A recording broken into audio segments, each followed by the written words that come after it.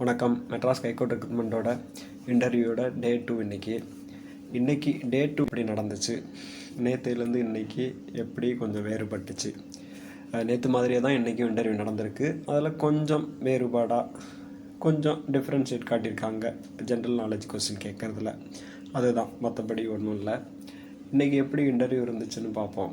அதில் எப்பயும் போல் ஃபஸ்ட்டு பார்த்திங்கன்னா உங்களை பற்றி சுயவிவரம், என்ன படிச்சிருக்கீங்க, பணிச்சூழல் பற்றி தெரியுமா, பணிச்சூழலில் எப்படி உங்களுக்கு சமாளிக்கிற திறன் இருக்குது, அதை கொஞ்சம் சைக்காலஜிக்கலாக செக் பண்ணுற மாதிரியெல்லாம் சில கொஸ்டின்ஸ் இருக்குது. எக்ஸாம்பிள் பார்த்திங்கன்னா, உங்களுக்கு குழந்தைங்க இருக்காங்க அப்படின்னா அவங்களையும் பார்த்துக்கிட்டு எப்படி இந்த வேலையை பார்ப்பீங்க, மேனேஜ் பண்ணிப்பீங்க, அது மாதிரி. இல்லை பணி செய்கிற இடத்துல உங்களுக்கு பிடிக்காதவங்க இருந்தால் நீங்கள் எப்படி மேனேஜ் பண்ணிங்க, அது மாதிரியான சைக்காலஜிக்கலாக கொஞ்சம் மனவியலை சோதிக்கிற மாதிரி கொஸ்டினும், பணிச்சூழலை எப்படி சமாளிப்பீங்க அந்த மாதிரியான கொஸ்டின்ஸ் இருக்குது.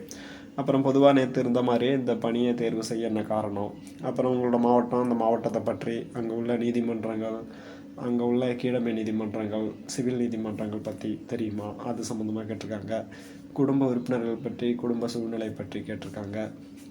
எப்படி குடும்பத்தையும் மேனேஜ் பண்ணிவிட்டு பணியையும் மேனேஜ் பண்ணிக்கிறோம், அது சம்மந்தமாக நீங்கள் என்ன குவாலிஃபிகேஷன், என்ன நீங்கள் உங்களை பற்றி சொல்கிறீங்களோ அதில் இருந்தால் கொஸ்டின்ஸ் கேட்டிருக்காங்க. இப்போவும் போல் ஃபஸ்ட்டு பார்ட்டு இப்படி தான் இருந்திருக்கு. முக்கியமாக ஏன் இந்த ஜாப் செலக்ட் பண்ணுறீங்க, இவ்வளோ அதிகமாக படிச்சுட்டு ஏன் இந்த ஜாப் செலக்ட் பண்ணுறீங்க, இந்த மாதிரிலாம் டிகிரி படிச்சிருக்கீங்களே, வேறு ஜாப்புக்கு ட்ரை பண்ணக்கூடாதா, வேறு ஜாப்புக்கு ட்ரை பண்ணினீங்களா, இல்லை இந்த ஜாப்பில் எப்போதுமே தொடர்ந்து ஒர்க் பண்ணுவீங்களா, இந்த ஜாப் பிடிச்சிருக்கா, இந்த ஜாப்போட நேச்சர் தெரியுமா, அந்த மாதிரி கேட்டிருக்காங்க. சரிங்களா. குறிப்பாக எக்ஸ்ட்ரா குவாலிஃபிகேஷன் உள்ளவங்களுக்கு அந்த குவாலிஃபிகேஷன் சம்மந்தமாக கொஸ்டின் கேட்டது மட்டும் இல்லாமல், இந்த குவாலிஃபிகேஷனுக்கு வேறு எக்ஸாம்ஸ் எதுவும் ட்ரை பண்ணலாமே, ஏன் இந்த ஜாப்பை செலக்ட் பண்ணிங்கன்னு மாதிரி கொஸ்டின்ஸ் கேட்டிருக்காங்க. அது மாதிரி இருந்திருக்கு. அடுத்து இந்த செகண்ட் பார்ட்டு பார்த்திங்கன்னா, அதுதான் கொஞ்சம் இந்த பொது அறிவு சம்மந்தமான கேள்விகள் எப்படி இருந்திருக்குன்னா, இந்த டைம் பொது அறிவு சம்மந்தமான கேள்விகள் அவங்க சப்ஜெக்ட் ரிலேட்டடாக இருந்திருக்கு. சப்ஜெக்ட் ரிலேட்டடானால் உங்களோட கல்வி தகுதியை பொறுத்து நீங்கள் என்ன படிச்சிருக்கிறீங்களோ அந்த மேஜர் சப்ஜெக்ட்டு, உங்களோட டிபார்ட்மெண்ட் என்ன, அது ரிலேட்டடான கொஸ்டின்ஸ் கேட்டிருக்காங்க. இப்போ உங்களோட குவாலிஃபிகேஷன், நீங்கள் பிஎஸ்சி சயின்ஸ் ரிலேட்டடாக எதுவும் படிச்சிருந்தீங்கன்னா சயின்ஸ் ரிலேட்டடாக, உங்களோட இன்ஜினியரிங் படிச்சிருந்தீங்கன்னா இல்லை என்ன டிபார்ட்மெண்ட், இசிஇயா கம்ப்யூட்டர் சயின்ஸா, அந்த டிபார்ட்மெண்ட் அந்த சப்ஜெக்ட் ரிலேட்டடான கொஸ்டின்ஸ் கேட்டிருக்காங்க. அது மாதிரி தான் ஆர்ட்ஸ்னால் ஆர்ட்ஸ் ரிலேட்டடாக, அக்கௌண்ட்ஸ்னால் அக்கௌண்ட்ஸ் ரிலேட்டடாக, அது எல்லாத்துக்குமே செட் ஆஃப் கொஸ்டின்ஸ் வச்சுருந்து கேட்டிருக்காங்க.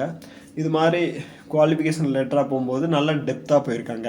இப்போ சயின்ஸ் படித்தவங்கள்ட்ட நல்ல சயின்ஸ் ரிலேட்டடாக டீப்பாக கொஸ்டின்ஸ் கேட்டிருக்காங்க.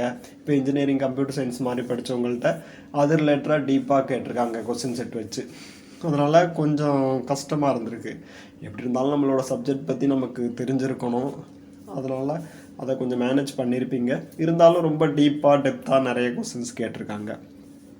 எக்ஸாம்பிள் பார்த்திங்கன்னா, இப்போ சயின்ஸ் படித்தவங்கள்ட்ட சயின்ஸ் குவாலிஃபிகேஷன் உங்கள் கல்வி தகுதியாக இருந்தால் அது சம்மந்தமாக என்னென்ன கொஸ்டின்ஸ் கேட்டிருக்காங்கன்னா, இப்போ செயற்கை மழை பெய்யறதுக்கு எப்படி, எதை வச்சு செயற்கை மழை பெய்ய வைப்பாங்க, அதுக்கு பயன்படுறது என்ன, அப்புறம் தீயணைப்பான்களில் பயன்படுற அந்த வாயு என்ன, அடுத்து நம்ம சுரப்பிகளில் எது தலைமை சுரப்பி, நாளமில்லா சுரப்பினா என்ன, அப்புறம் மனித உடல் மிகப்பெரிய எலும்பு எது, எத்தனை எலும்புகள் இருக்குது, அப்புறம் அது மாதிரியான கொஸ்டின்ஸ் கேட்டிருக்காங்க.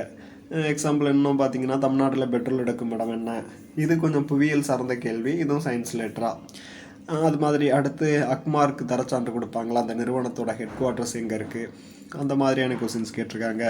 சிவில் கோட்ஸ் எங்கெங்கெல்லாம் இருக்குது தெரியுமா அந்த தமிழ்நாட்டில், இந்த மாவட்டத்தில், அந்த மாதிரி கேட்டிருக்காங்க. இந்த மாதிரி சயின்ஸ்னால் அந்த சயின்ஸ் ரிலேட்டடாக டீப்பாக போயிருக்காங்க. சரிங்களா. அடுத்து இதையே இன்ஜினியரிங் இல்லை கம்ப்யூட்டர் சயின்ஸ் படிச்சிருக்கோம்னு சொன்னால் அந்த கம்ப்யூட்டர் ரிலேட்டடாக, சாஃப்ட்வேர் ஹார்ட்வேர் ரிலேட்டடாக, அப்புறம் மெமரி ரேம் அந்த மாதிரி ரிலேட்டடாக போயிருக்காங்க. இதில் ட்ரிபிள் படிச்சிருக்குன்னு சொன்னால் கரண்ட்டு வோல்டேஜ், ஏசி டிசி அந்த சம்மந்தமாக கேட்டிருக்காங்க. இதுவே எலக்ட்ரானிக் ஸ்டூடெண்ட், இசி ஸ்டூடெண்ட்டுக்கு எலக்ட்ரானிக் மோட்டார் எப்படி இருக்காங்கன்னு தெரியுமா, ஆக்சிலேட்டர்னா என்ன, டிரான்ஸ்ஃபார்மர்னா என்ன, செமிகண்டக்டர்னா என்ன, அந்த மாதிரி டீப்பாக போயிருக்காங்க. அது இல்லாமல் சிறப்பு இடங்கள் பற்றி பொதுவான கேள்விகளும் இருந்திருக்கு. சரிங்களா. அப்புறம் நிலநடுக்கத்தை அளவிட்டுற கருவி என்ன, அடுத்து இந்த நாட்டோட தலைநகரம் என்ன, இந்த நாட்டோட தேசிய விளையாட்டு என்ன, இந்த நாடு பற்றி தெரியுமா, அந்த மாதிரியான கேள்விகள் இருந்திருக்கு. ஒரு குவாலிஃபிகேஷன் நீங்கள் அதே குவாலிஃபிகேஷன் வச்சுருந்தீங்கன்னா ஒரு மேஜராக ஸ்பெசிஃபிக்காக அது ரிலேட்டடாக போயிருக்காங்க. பொதுவாக உள்ளவங்களுக்கு பொதுவான கேள்விகளும் கேட்டிருக்காங்க. அவங்க வச்சுருக்க கொஸ்டின் செட்டிலேருந்து கேட்டிருக்காங்க. நீங்கள் எந்த போர்டில் எந்த ஜட்ஜுக்கிட்ட பேனல்லாம் பிரித்து ஒருத்தர்கிட்ட இன்டர்வியூக்கு தனித்தனியாக அனுப்பியிருப்பாங்க. எல்லோரும் ஒரே ஜட்ஜஸும் எடுத்துருக்க மாட்டாங்க. வேறு வேறு ஜட்ஜஸ் போயிட்டுருக்கும்போது உங்களுக்கு எந்த ஜட்ஜஸ் வர்றாங்களோ அவங்க கேட்குற கேள்வி தான். அவங்க செட் ஆஃப் கொஸ்டின்ஸு ப்ரிப்பேர் பண்ணி வச்சுருந்து கேட்டிருக்காங்க. அவங்கள பொறுத்து தான் மார்க் போடுறது, அவங்க கேட்குற கொஸ்டின் பொறுத்து. யார் எந்த ஜட்ஜிட்ட போகிறீங்களோ அவங்க கேட்குறத பொறுத்து. குறிப்பாக பார்த்திங்கன்னா உங்களோட சப்ஜெக்ட் ரிலேட்டடாக என்ன நம்ம மேஜர் சப்ஜெக்ட் படிச்சிருக்கோமோ அது ரிலேட்டடாக டீப்பாக போயிருக்காங்க. பொதுவான கேள்விகளும் கேட்டிருக்காங்க. அதனால் இது மாதிரி தான் இன்றைக்கி போயிருக்கு. அதுக்குமே பொதுவாக தயாராக இருந்தால் தான் நம்ம கரெக்டாக ஆன்சர் பண்ண முடியும். நம்ம சப்ஜெக்ட் ரிலேட்டடாக நம்ம கண்டிப்பாக நாலேஜராக இருக்கணும். அது மட்டும் இல்லாமல் இப்போயும் கேட்குற மாதிரி அந்த செல்ஃபாக நம்மளை பற்றி, ஒர்க் நேச்சர் பற்றி, குவாலிஃபிகேஷன் பற்றி கேட்குற கொஸ்டின்ஸும் இருந்திருக்கு. அடுத்து எப்பயும் போல் மூணாவதாக பார்த்திங்கன்னா ஒரு பேராகிராஃப் கொடுத்து இங்கிலீஷ்லேயும் தமிழ்லையும் ரைட் பண்ண சொல்கிறது, சில பேருக்கு ரைட் பண்ண சொல்கிறது கேட்டிருக்காங்க. அப்புறம் ஒர்க் பண்ணும்போது ஏற்படுற சில பிரச்சனைகள் சம்மந்தமாகவும் கேட்டிருக்காங்க. இதுதான் இன்றைக்கி இன்டர்வியூ போயிருக்கு. இன்றைக்கி இந்த லெவலில் தான் போயிருக்கு. குறிப்பாக அவங்க சப்ஜெக்ட் ரிலேட்டடாக டீப்பான கொஸ்டின்ஸ் கேட்டிருக்காங்க. நாளைக்கு இது மாதிரி தான் போகும்னு சொல்ல முடியாது. நாளைக்கு வேறு மாதிரி பேட்டர்னில் கேட்கலாம். பொதுவாக அங்கே நீங்கள் எப்படி நடந்துக்கிறீங்க, அங்கே கேட்குற கொஸ்டினுக்கு அந்த மாதிரி நீங்கள் எப்படி ஆன்சர் பண்ணுறீங்க, பொதுவாக தெரிஞ்சுக்கிற ஜெனரல் நாலேஜ் கொஸ்டின் தெரிஞ்சுக்கிட்டு போங்க. உங்கள் சப்ஜெக்ட் ரிலேட்டடாக உள்ள கொஸ்டின்ஸும் தெரிஞ்சுட்டு போங்க.